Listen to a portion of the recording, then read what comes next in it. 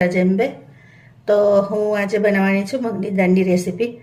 તો એની માટે મગની દાળ આવી રીતે 7-8 કલાક પલાળી રાખી હતી। તો આવી રીતે જો સરસ પલળી ગઈ છે, આવી રીતે કરી લેવાની। તો ફ્રેન્ડ્સ, હવે આ દાળને આપણે મિક્સર જારમાં લઈ લઈશું।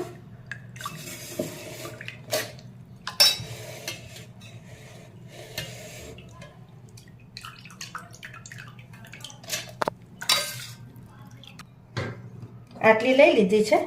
એમાં તમારે તીખાશ તમારે જોવે ને એ પ્રમાણે મરચાં એડ કરવાના। તો આવી રીતે લીલા મરચાં એડ કરી દઈશું।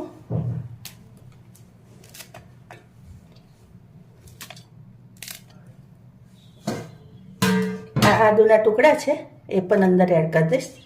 લસણ તમે ચાહો તો એડ કરી શકો, અત્યારે હું નથી કરતી। હવે એને પીસી લઈશું આપણે।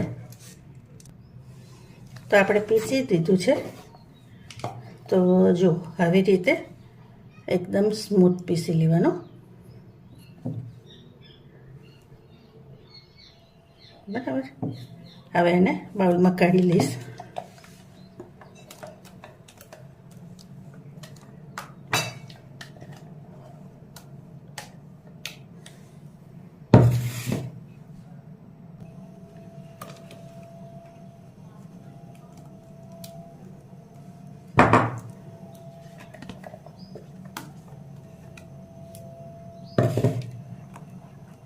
તો જો ફ્રેન્ડ્સ, આવી રીતે બધું પીસી લેવાનું।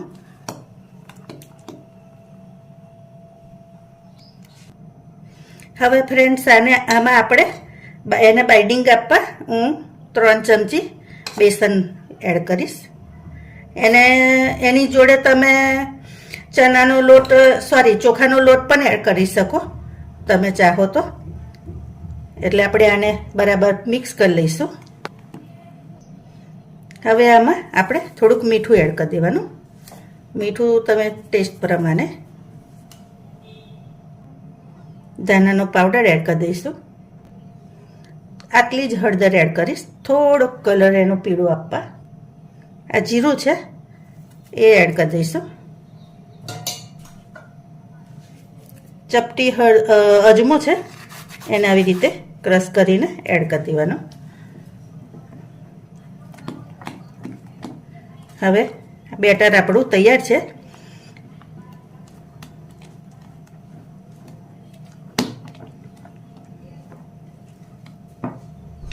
હવે આ વેજીટેબલ લીધા છે, કેપ્સિકમ, ગાજર અને ડુંગળી। હવે આવી ફ્રાય પેન લઈ લીધી છે, એમાં થોડુંક તેલ એડ કરી દેવાનું।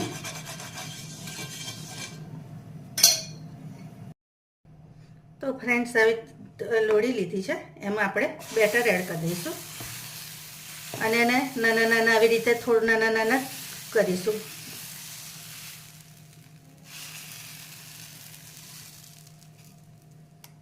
હવે એની પર આપણે ગાજર ને એવું પાથરી દેવાનું।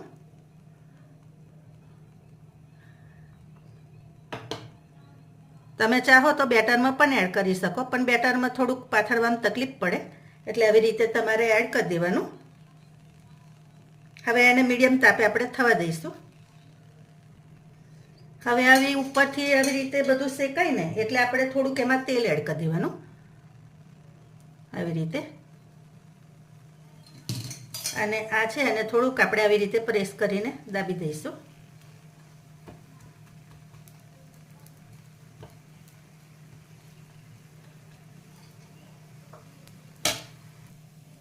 હવે આને આપણે થોડુંક ફેરવી દઈશું।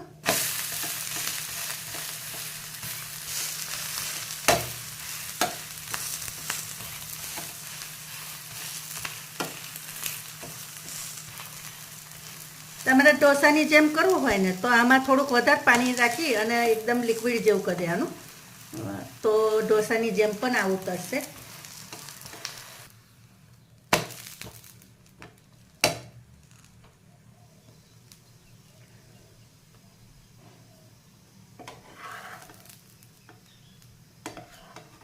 તો આપણે હવે આને કાઢી લઈશું।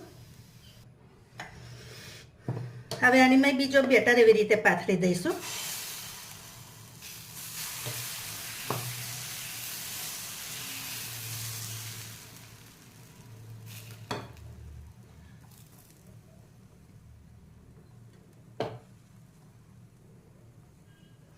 આ ખાવામાં પણ ખૂબ ટેસ્ટી છે અને હેલ્ધી પણ છે. બાળકોને લંચ બોક્સમાં તમારે આપવું હોય તો પણ ચાલે.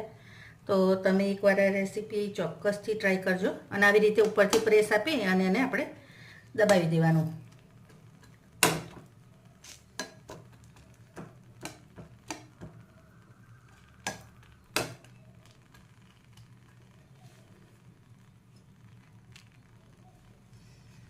હવે એને મીડિયમ તાપે આપણે થવા દઈશું.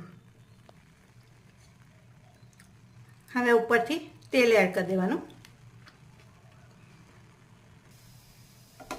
હવે આને આપણે ઉથલાઈ દેવાનું.